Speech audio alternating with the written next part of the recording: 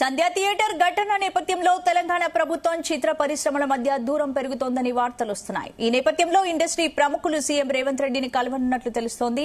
America వెళ్లిన film development corporation chairman Dil Raju తిరిగి రాగానే ముఖ్యమంత్రిని కలుస్తామని నిర్మాత నాగవంశీ తెలిపారు.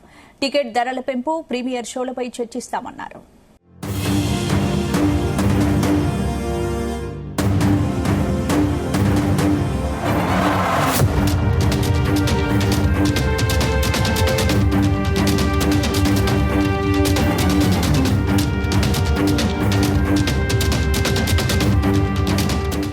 Hyderabad RTC cross roads Sandhya theatre తొక్కిసలాట ఘటన, అధిక ధరల విమర్శల కారణంగా ఇక నుంచి ప్రీమియర్ షోలు, బెనిఫిట్ షోలు, సినిమా టికెట్ ధరల పెంపును రద్దు చేస్తున్నట్లు సీఎం ప్రకటించడం సంచలనం రేపింది. దీని ప్రభావం వచ్చే సంక్రాంతికి విడుదల కానున్న పెద్ద సినిమాలు గేమ్ చేంజర్, డాకు మహారాజ్, సంక్రాంతికి వస్తున్నాంపై పడే అవకాశం ఉంది. ఇక ఈ నేపథ్యంలోనే టాలీవుడ్ ప్రముఖులు ముఖ్యమంత్రిని కలిసే యోచనలో ఉన్నట్లు తెలుస్తోంది. ఇదే అంశానికి సంబంధించి పూర్తి అప్డేట్స్ మా ప్రతినిధి వినోద్ అందిస్తారు. వినోద్,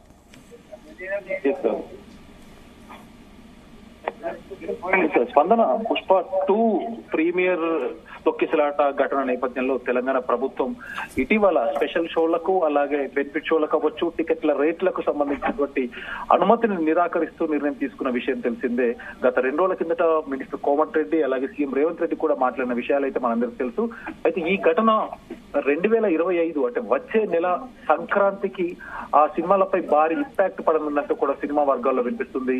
టికెట్ల పెంపుదల మరియు స్పెషల్ షోలకి ప్రభుత్వం నుంచి అనుమతి రానుందా అన్న ప్రశ్నలు అయితే ఇప్పుడు ఇండస్ట్రీలో హాట్ టాపిక్ గా మారింది. నిర్మాత నాగవంశీ ఇవాళ మీడియా ముఖంగా మాట్లాడుతూ ప్రస్తుతం ఇండస్ట్రీలో నెలకొన్నటువంటి పరిస్థితులతో పాటు పెయిడ్ ప్రీమియర్ల గురించి ఇంట్రెస్టింగ్ కామెంట్స్ అయితే చేశారు. సంక్రాంతి సినిమాలకి పెయిడ్ ప్రీమియర్స్ అవసరం లేదు, కానీ తెల్లవారుజామున 4 గంటల 30 నిమిషాలకు లేదా 5 గంటలకి సినిమా పడితే చాలు.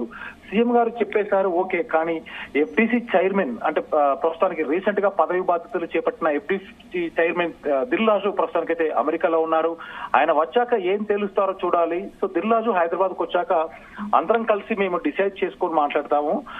సో ప్రస్తుతానికి అయితే అమెరికాలో ఉన్నాడు దిల్ రాజు.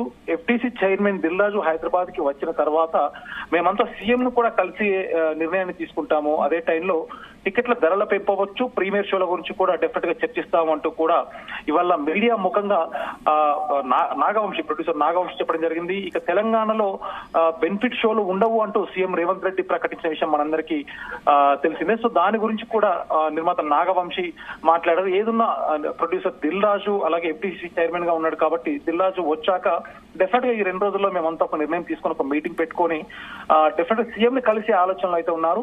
ఇక సంధ్య థియేటర్ తొక్కిసలాట గురించి కూడా మాట్లాడుతూ మొన్న జరిగింది అనుకోని సంఘటన, ఏ నిర్మాత గాని హీరో గాని అలా జరగాలని కోరుకోరు, మా వైపు నుంచి అన్ని జాగ్రత్తలు తీసుకుంటున్నామంటూ కూడా అన్నారు.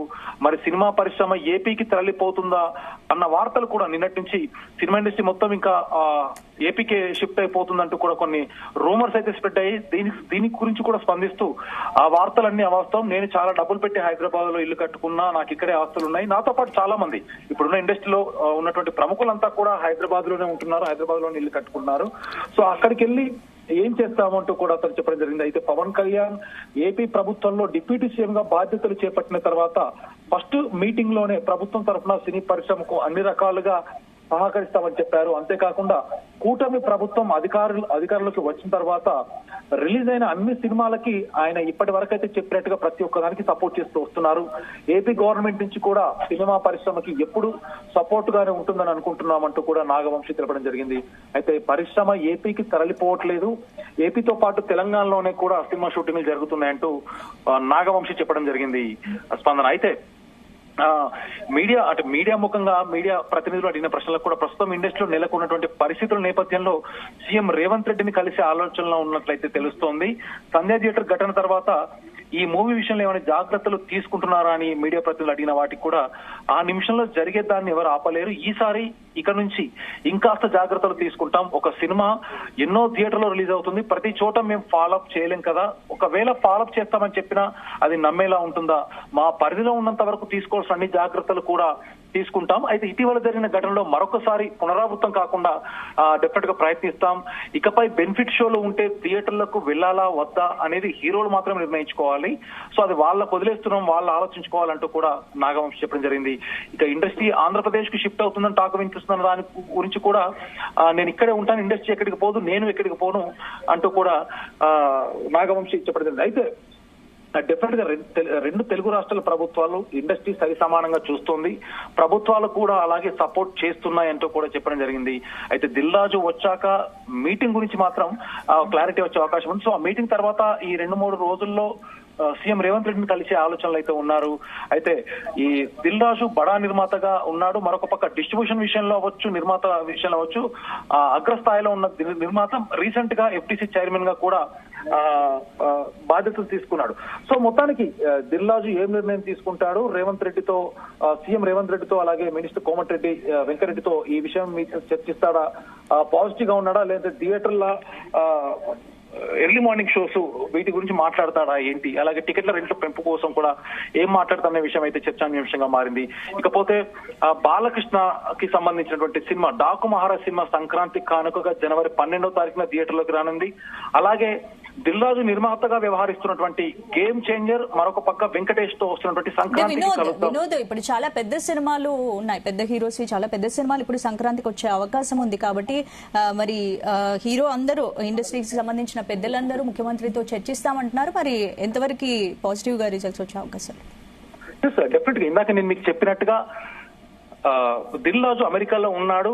సో డెఫినెట్ గా అమెరికా నుంచి వచ్చాక అంటే ఈ రేపు సాయంత్రం లేదా ఎల్లుండి దిల్ రాజు ఇండియాకి అంటే హైదరాబాద్ కు వచ్చే అవకాశం ఉంది. సో హైదరాబాద్ కు వచ్చాక నిర్మాత మండలిలో ఉన్నటువంటి వ్యక్తులు అలాగే సినిమా రంగంలో ఉన్నటువంటి ప్రముఖులంతా కలిసి కోమటిరెడ్డిని కలిసి ఆలోచనలో ఉన్నారు. ఎందుకంటే ప్రస్తుతానికైతే బెనిఫిట్ షోలు రద్దు అన్నారు. పుష్ప ప్రీమియర్ షో సందర్భంగా జరిగినటువంటి ఆ తొక్కిసలాట సందర్భంగా జరిగినటువంటి ఘటనను గుర్తు చేస్తూ అలాంటివి పునరావృతం కాకుండా మరొకసారి అందరూ ఏకతాటిపైకి వచ్చి ఇండస్ట్రీలో ఉన్నటువంటి పెద్దలంతా కూడా సీఎం రేవంత్ రెడ్డి కలిస్తే డెఫినెట్ గా ఇండస్ట్రీలో ఉన్నటువంటి సమస్యలకు చెక్ పడేటట్టుగా ఉంది.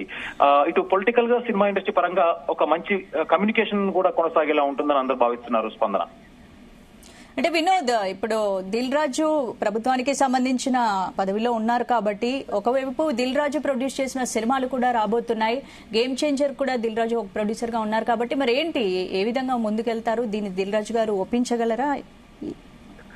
ప్రస్తుతానికి దిల్ రాజు నిర్మాతగా వ్యవహరిస్తున్న 2 సినిమాలు కూడా సంక్రాంతి బరిలోనే ఉన్నాయి. స్పందన జనవరి 10న గేమ్ చేంజర్ రామ్ చరణ్ తో వస్తున్నటువంటి గేమ్ చేంజర్ మూవీ ఉంది. జనవరి 14న వెంకటేష్ తో వస్తున్నటువంటి సంక్రాంతి కలుద్దాం. ఈ 2 సినిమాలు దిల్ రాజు నిర్మాతగా ఉన్నారు. సో దిల్ రాజు నిర్మాతగా ప్రతి సంక్రాంతికి దిల్ రాజు ఎప్పుడు తన సినిమాలతో బిజీ ఉంటారు, రిలీజ్ కి రెడీగా ఉంటాడు. సంక్రాంతి పండుగలో డెఫినెట్ గా దిల్ రాజు సినిమాలు ఉంటాయి.